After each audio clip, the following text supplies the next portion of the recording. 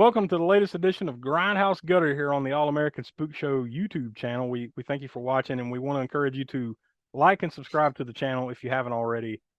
Do so down below. Smoke, what do we got this time for Grindhouse Gutter this week? This time we have a film from 1972, Spanish movie called Tombs of the Blind Dead by Armando de Osorio. 1972. I mean, any movie between 1960. Well, there's not too many zombie movies that are 1968 besides the big one, Night of the Living Dead. But that movie influenced a lot of movies between its release and Dawn of the Dead. And those are some interesting zombie movies in there that once Dawn of the Dead got released, there was a flood. The floodgates of zombie movies were open, and there was like imitators everywhere. Many good, even many more that were terrible. But between Night of the Living Dead and Dawn of the Dead, there was a sort of almost golden age of like this classic sort of zombie movies that were not as gory as they would get to be whenever Dawn of the Dead came out. And there was, Fulci Zombie, and we could just go on and on about all the different, gory zombie movies that came out at that time. But like I said, between Night of the Living Dead and Dawn of the Dead, there was more than a handful, but not a ton like that would, like that there would be in 1978 and beyond. So this movie is one of those that were kind of influenced a little bit by Romero, but with a more atmospheric, distinctly European feel to it, because it's Templar Knights is what the main bad guy, the zombies are in this movie, were Templars who in the backstory. And I guess before we get into the story of it, we should talk a little bit about some of the different versions of this movie, because the US, English language cut starts out differently than the original Spanish language subtitle cut.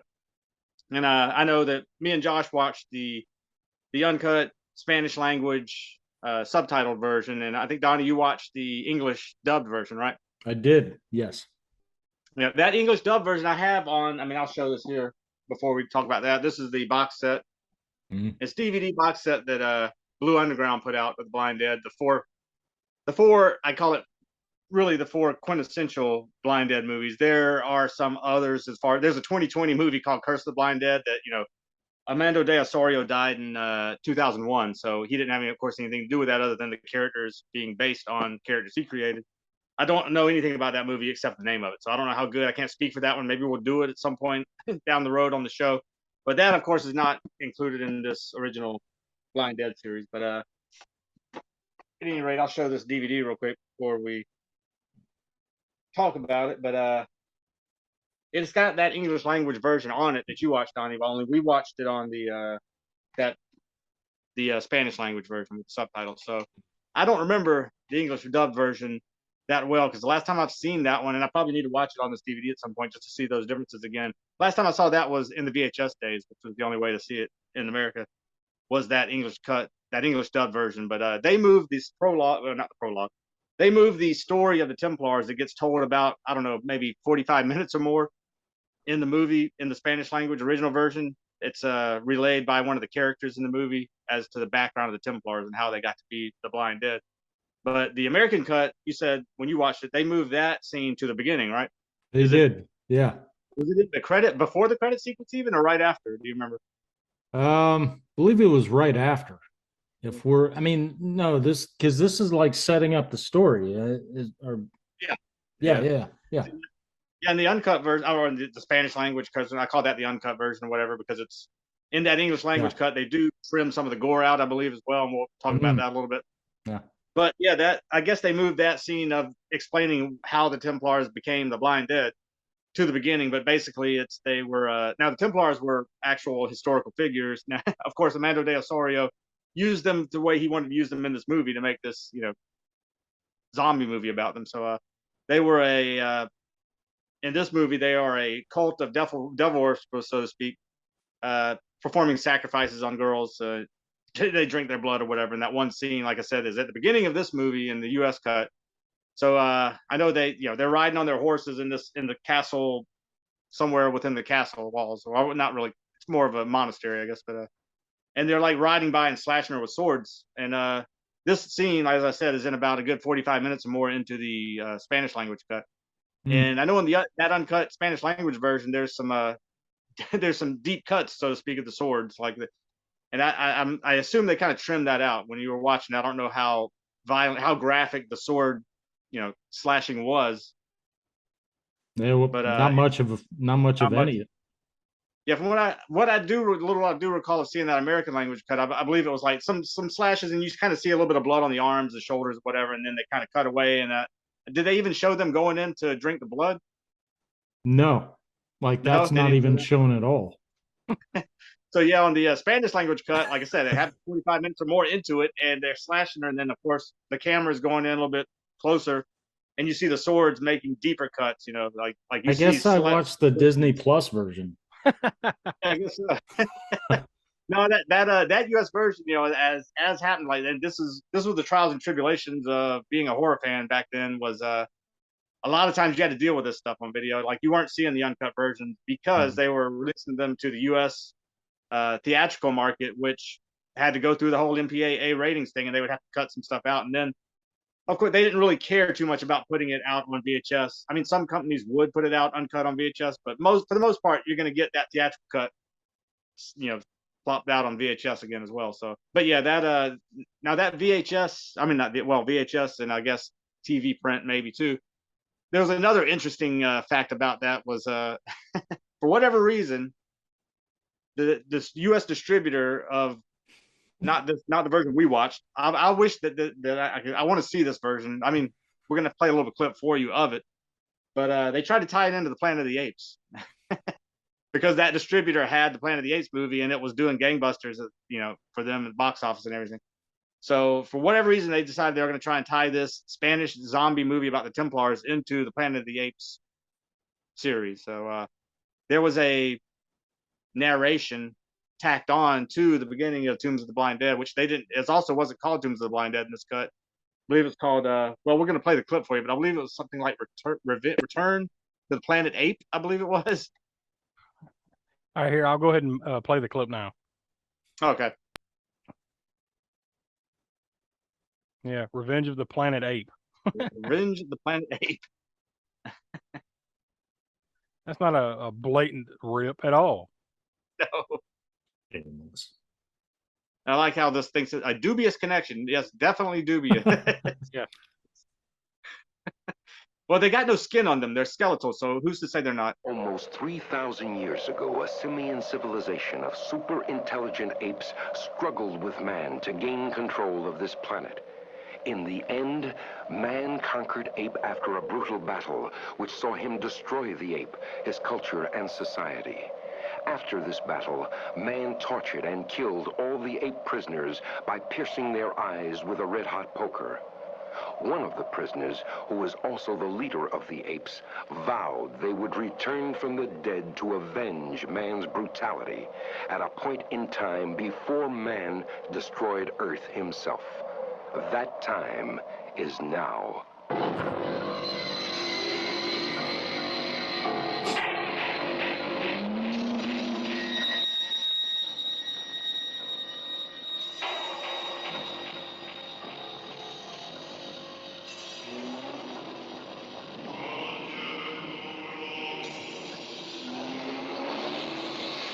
I bet this would have been terrible. I was hoping that they would pan down and there'd be like Dr. Zayas down there or something, but no. Yeah. Thanks, Harry Zombie Guerrero. Dr. Zayas. Mm. Yeah, that was. I don't know who watched that expecting. You go to the store and rent that, or you see it in the TV guide, Return to Planet Ape, and you're like, oh, cool. Here's a Planet of the Apes movie I never knew about. And you get to watch Tombs of the Blind Dead, but you don't know that's what you're watching. So you're pretty much going to probably hate this movie because it's not, a Planet of the Apes movie. Yeah, I don't know really what they were thinking. I don't know how well that paid off for them. Probably not very much at all, considering this is probably the first time most people have heard of it, as we talk about it right now. So. Yes. Yeah, the one thing about this movie that I found was weird was the motivation of the Blind Dead, so to speak. Like, what brought them back? Like, just that girl going in there and camping out in the old fortress or whatever. And when they came back, what was their motivation? Just blood. Why did they need blood? Yeah, it's a little bit less. And now, of course, having Dawn of the Dead, I mean, not Dawn of the Dead, Night of the Living Dead come out in 1968, and they were flesh eaters, and I guess he had them be a little bit like that in here, but they were more vampiric than, they were drinking the blood more so than eating the flesh like Romero zombies. So I guess he wanted to borrow that from Romero, but I guess didn't want to necessarily copy it outright, them being flesh eaters or something. So he had them drink blood. But yeah, there's no real reason given. It's not like drinking blood is going to make them younger again or bring their flesh back. You know? Now, if something like that had happened, that would have been a motivation, I guess. But yeah, there's no real. You can chalk this up to European.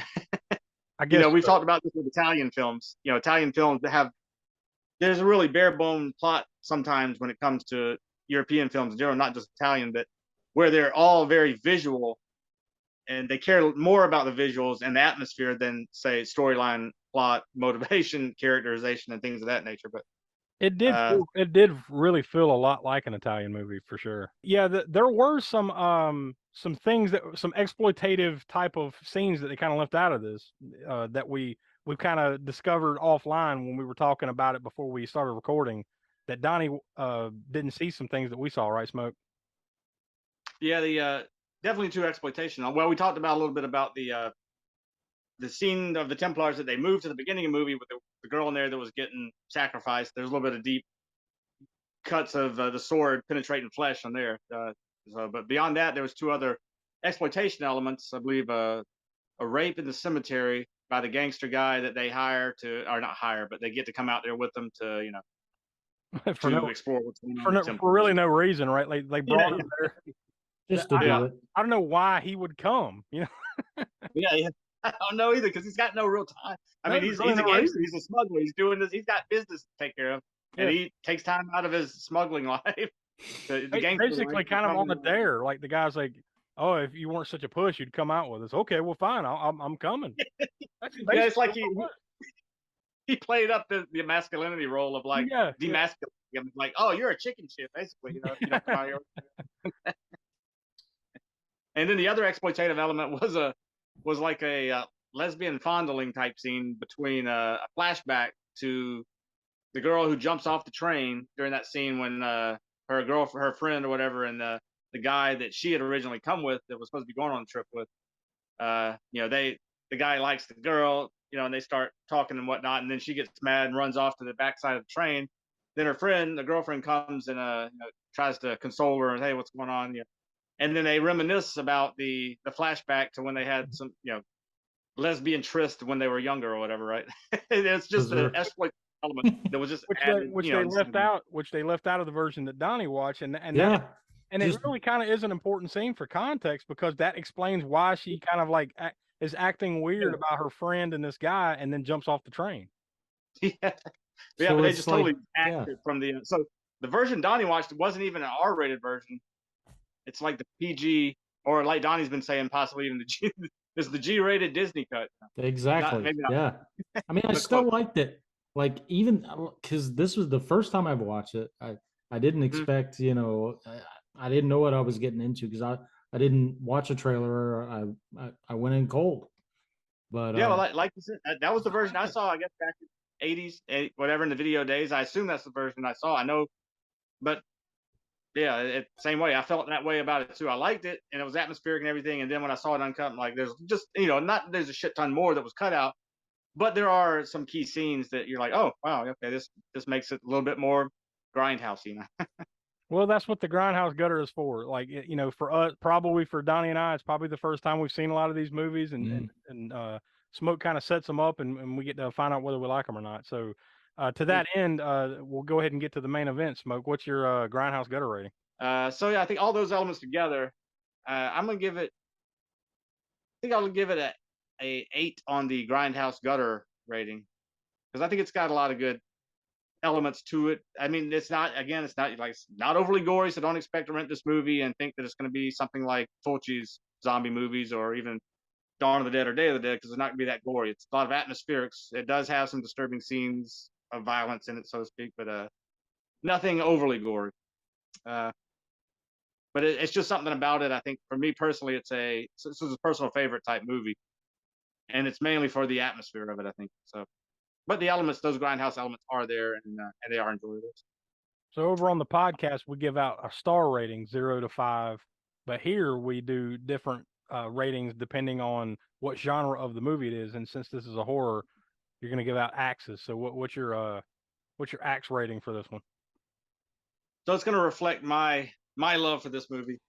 Some people might think it's overkill or whatever, but I'd say 3 3/4 axis.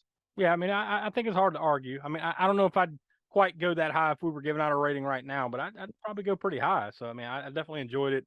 Yeah. Obviously, I think we all enjoyed it. Obviously, Smoak loves it.